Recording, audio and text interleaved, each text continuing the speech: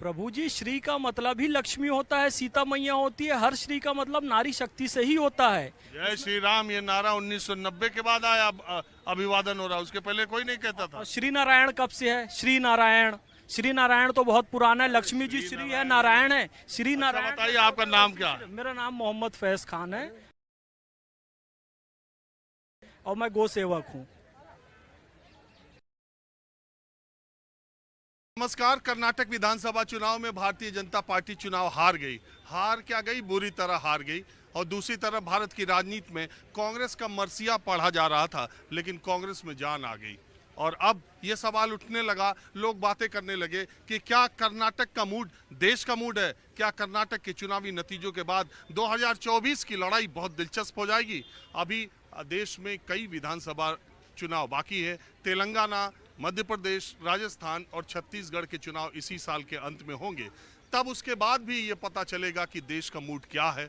लेकिन कर्नाटक चुनाव में जिस तरीके से भारतीय जनता पार्टी ने अपनी ताकत लगाई थी, जिस तरीके से धर्म का कार्ड खेला था, जिस तरीके से प्रधानमंत्री नरेंद्र मोदी और गृह मंत्री अमित शाह, बीजेपी के राष्ट्रीय अध्यक्ष जेपी नड्डा, उत्तर प्रदेश के मुख्यमंत्री योगी आदित्यनाथ ने ताकत लगाई, बजरंग बली का उद्घोष किया और टीपू सुल्तान को एक घेरे में लिया, उससे ये कहा जाने लगा कि जितनी ताकत कर्नाटक में लगानी थी बीजेपी ने उससे ज़्यादा लगाई और जितनी सीटें पानी थी उसकी आधी न पा पाई। तो अब मैं दिल्ली में हूँ और दिल्ली के कनॉट प्लेस पर आपको पता है कि लोग हर तरह के, हर जगह के लोग रहते ही हैं। तो मैं जैसे जो जहाँ रहता है उससे बातचीत करना शुरू कर देता हूँ। तो आज इसी बात पर कि क्या कर्नाटक के चुनावी नतीजों से देश का मूड बदल रहा है या ये कहना अभी बहुत जल्दबाजी है और कर्नाटक के चुनावी नतीजे एक राज्य तक सीमित है। यहाँ कुछ लोग हैं, आपको क्या लगता है जो मैंने बोला उसके बारे में आपका क्या विचार है? देखिए, देश का मूड बदल रहा है हम ऐसा नहीं कह सकते, क्योंकि केंद्र में प्रधानमंत्री नरेंद्र मोदी जी हैं और उनकी सरकार पे पिछले 10 साल से जनता भरोसा दिखा रही है, आगे भी भरोसा दिखाएगी। और कर्नाटक में जो तो लोकतंत्र है, हार जीत लगी रहती है। एक राज्य हारे हैं, बाकी राज्य जीत जाएंगे। और 2024 में भी श्री नरेंद्र मोदी जी प्रधानमंत्री बनेंगे। हमें उनके नेतृत्व पे पूरा भरोसा है कि देश को ऐसा ही नेतृत्व, कर्नाटक से देश का भविष्य तय हो जाएगा, ऐसा नहीं है कुछ। यार ये एक चावल देख के पका है, उससे पूरा अंदाजा लगता है कि पूरा पका है। जब पूरी ताकत लगा दी, बजरंग बली का नाम ले लिया, टीपू सुल्तान को विलेन तक बना दिया और कोई काम ऐसा था जो छोड़ा नहीं, उसके बावजूद अगर हार हुई है तो ये ना माना जाए कि नरेंद्र मोदी का करिश्मा, नरेंद्र मोदी का जलवा कुछ कम हो रहा है। देखिए, चावल यही कर्नाटक था जो 2018 में तय था कि सिद्धारमैया वापसी कर रहे हैं। नरेंद्र मोदी ने इसी तरह की, इससे कम ताकत लगाई थी, इसी तरह की ताकत लगा के बीजेपी को नंबर 1 पार्टी बना दिया था। चावल वाला उदाहरण यहाँ पर नहीं दिया जा सकता कि चावल का एक दाना देखकर पूरा चावल बना है कि नहीं, ये बता केवल एक राज्य से पूरे देश का मूड नहीं बनाया जा सकता। और रही बात भाजपा की कि मुस्लिम कार्ड, हिंदू कार्ड खेला, ऐसा नहीं है। भाजपा का नारा है सबका साथ सबका विकास। वो किसी एक धर्म को प्रश्रय देते हैं, किसी और का विरोध करते हैं, ऐसा बिल्कुल भी नहीं है। सबका साथ सबका विकास नारा है और उस पर मोदी जी और बजरंग बली का नारा लगाते हैं तो क्या है? बजरंग बली धार्मिक नारा थोड़ी, मतलब बजरंग बली सांप्रदायिक नारा थोड़ी है, वो तो एक आराधना का विषय है। जय बजरंग बली, बजरंग दल एक ही है। जय सिया राम, जय श्री राम, जय बजरंग बली, अल्लाह अकबर, धार्मिक नारे हैं, कोई सियासी नारे नहीं है। कोई भी हिंदू है, कोई मुसलमान है, अपना अपना धार्मिक। ये तो सनातन से जय सिया राम चल रहा था ना। सिया राम तो ठीक है, जय सिया राम भी ठीक है। ये जय श्री राम जब आप कहते हो तो इसमें आक्रामकता नजर आती है, नहीं आती? प्रभु जी, श्री का मतलब ही लक्ष्मी होता है, सीता मैया होती है। हर श्री का मतलब नारी शक्ति से ही होता है। जय श्री राम ये नारा 1990 के बाद आया, अभिवादन हो रहा, उसके पहले कोई नहीं कहता था। श्री नारायण कब से है? श्री नारायण, श्री नारायण तो बहुत पुराना है। लक्ष्मी जी श्री है, नारायण है, श्री नारायण। बताइए आपका नाम क्या है? मेरा नाम मोहम्मद फैज खान है और मैं गौ सेवक हूँ। उल्टा हो गया मामला पूरा। मोहम्मद फैज खान सुन के आप सोच रहे हैं भाई ये तो, मैं निष्पक्ष बात करता हूँ, मैं मुस्लिम हूँ पर मैं निष्पक्ष बात करता हूँ। देखिए, आप इस बात को समझ जाइए। अरे यार, इसमें मैं पूरा हनुमान चालीसा सुना सकता हूँ आपको यहाँ पर बैठकर, क्योंकि हनुमान चालीसा कोई गलत चीज नहीं है सर, बहुत पवित्र चीज है। क्योंकि बजरंग बली का नाम पवित्र है, क्योंकि राम का नाम पवित्र है, अल्लाह का नाम पवित्र है, गॉड का नाम पवित्र है, वाहेगुरु का नाम पवित्र है। कोई भी ले सकता है। अब उसको ये क्यों सोच रहे हैं बजरंग बली का नाम लेके हार गए? अब बजरंग बली का नाम लेके जीत जाते हैं तो फिर आप कहते हैं कि ये धार्मिक कार्ड खेला। अरे कांग्रेस ने भी खेला इसमें, मैंने एक का नहीं कहा। बजरंग दल का नाम कांग्रेस, जब ऑलरेडी पीएफआई बैंड थी तो कांग्रेस के बजरंग दल का नाम लिखने की जरूरत क्या थी? नहीं। उसने भी ये कार्ड इसलिए खेला कि मुस्लिम वोटों का बंटवारा न हो, जेडीएस की तरफ जो जाता है वो न जाए, मेरी तरफ आ जाए, और इसका फायदा उसको मिला। जितना जेडीएस को नुकसान हुआ वही वोट कांग्रेस को मिला। यदि हम केवल ये सोचे कि बजरंग दल पे बैन की बात करने से कांग्रेस जीत गई तो जनता अभी ऐसी तो नहीं है भारत की, कम से कम। केवल यही कार्ड नहीं, मैं कह रहा हूँ मुस्लिम वोट यूनाइट हुआ कांग्रेस पे। नहीं, मैं इसको ऐसा नहीं मान सकता कि यदि बजरंग दल पर बैन की बात से मुस्लिम यूनाइट हो जाएंगे तो कांग्रेस तो पूरे देश में जीत जाती। कांग्रेस एक ही चीज नहीं, कांग्रेस हिजाब- केंद्र में भी यही बात कर रही थी कि भाई ये आरएसएस पे बैन लगाओ, बजरंग दल पे बैन लगाओ, तो कहाँ जीती केंद्र में? 10 साल से नरेंद्र मोदी जी की सरकार है। आप तो क्या देखिए। नाम बताया आप? मोहम्मद फैज खान। फैज साहब, आप कहाँ के रहने वाले? मैं रायपुर छत्तीसगढ़ से हूँ। किस पार्टी में? किसी पार्टी में नहीं है, अरे, समाज ऐसा तो सेवा हो को निष्पक्ष बात करता हूँ, किसी पार्टी में नहीं ऐसा हुआ। हो ही नहीं सकता। आप पूरे भाजपा की लिस्ट उठा के देख लीजिए, कांग्रेस की लिस्ट, मैं किसी का सदस्य नहीं हूँ, एकदम निष्पक्ष। मैं गौ सेवक हूँ, लेकिन गौ सेवा करता हूँ। तो गौ सेवा के नाम पर जो ये बजरंग दल वाले और तमाम गोवंश रक्षक, कई लोगों पर उन्होंने अटैक किया अलवर में, यहाँ वहाँ देखते ही सुनते हैं। अरे प्रभु जी, जितने गोरक्षक मरे हैं, शहीद हुए हैं, चोटें लगी हैं, घायल हुए हैं, उनके सामने कुछ नहीं है। हमारे पास तो सारे गोरक्षकों का रिकॉर्ड है ना। कितने लोगों के घर बर्बाद हो गए, अपना सब कुछ धन लगा दिया, दौलत लगा दिया, इज्जत लगा दी। फैज, ये जो देश में इस समय कहा जा रहा है कि हिंदू और मुस्लिम के बीच में बहुत खाई है, ये जो है नफरत की राजनीति हो रही है दोनों तरफ से, मैं ये कोई एक, इसको आप एक ऐसा मुसलमान जिसको हनुमान चालीसा भी याद है, जो अपने को गौ वंश रक्षक कह रहा है, तो उसको वो इसको कैसे देखता है? हिंदू मुसलमान की खाई इस देश में ना कभी थी, ना कभी है, ना कभी रहेगी। देखिए, हमारा देश जो है मोहब्बत से चलने वाला देश है।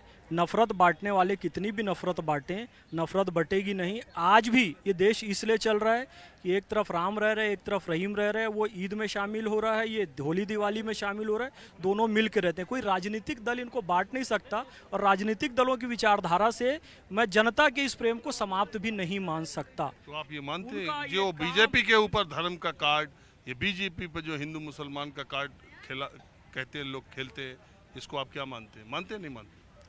बीजेपी कभी धर्म का कार्ड नहीं खेलती है। कांग्रेस खेलती है? चाहे देखिए, कांग्रेस भी नहीं खेलती है। मैं किसी राजनीतिक दल का विरोध या सपोर्ट नहीं कर रहा हूँ, लेकिन धर्म के नाम पे जो बंटवारा हुआ था ना सर, उस समय कौन लोग थे वो हम अच्छे से जानते हैं। मैं कोई कांग्रेस पे आरोप नहीं, आप खुद देख लीजिए। सेना में चाहे गिनती हो कि इस जाति के आधार पर, उस जाति के आधार पर, और कश्मीर में जो 370 बनी रही लंबे समय तक, और 2 विधान चलते रहे, ये सब किन लोगों के समय में हुआ है? देश का विभाजन की, ये आप समझ जाइए। कांग्रेस का विरोध नहीं कर रहा हूँ, सच्चाई दिखा रहा तो हूँ। मुसलमानों पर ही आरोप लगता है, वो कट्टरता वो का आरोप कौन सी लगता है। पार्टी थी जी? आप देखिए उस समय कौन सी पार्टियों ने ये सब काम किया है।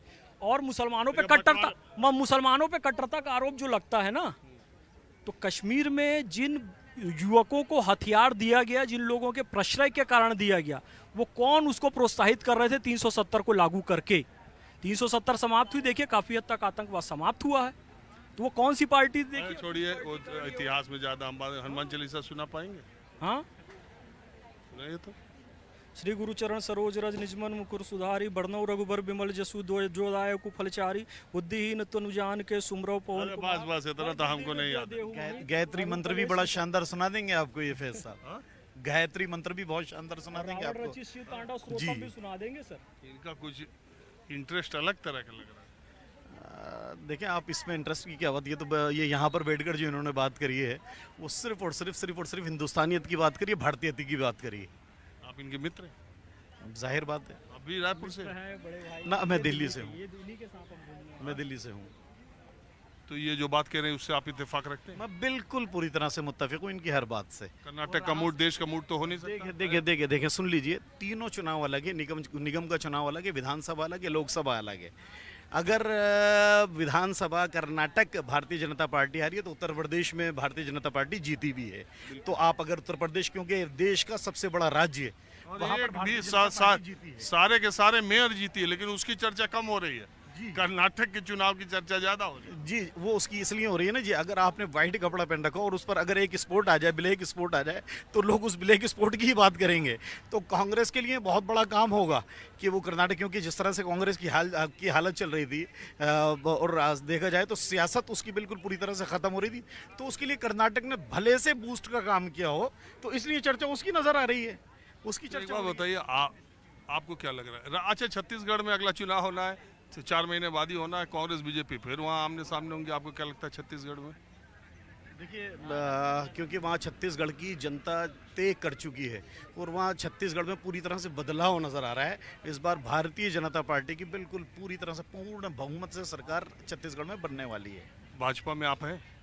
ना मैं भाजपा में तो नहीं हूँ। अगर मैं किसी को सपोर्ट कर रहा हूँ तो क्या मैं उस पार्टी का हो गया था? भाई मैं पूछ रहा हूँ, पूछना भी जरूरी है ना। ना मैं भाजपा से नहीं हूँ। हमें केंद्र की सरकार पे भरोसा है, मोदी जी पे भरोसा है, केंद्र की सरकार। मोदी जी ने जो बात करी है ना, मोदी जी ने सबका साथ, सबका विकास, सबका विश्वास और सबका प्रयास वाली बात करी है।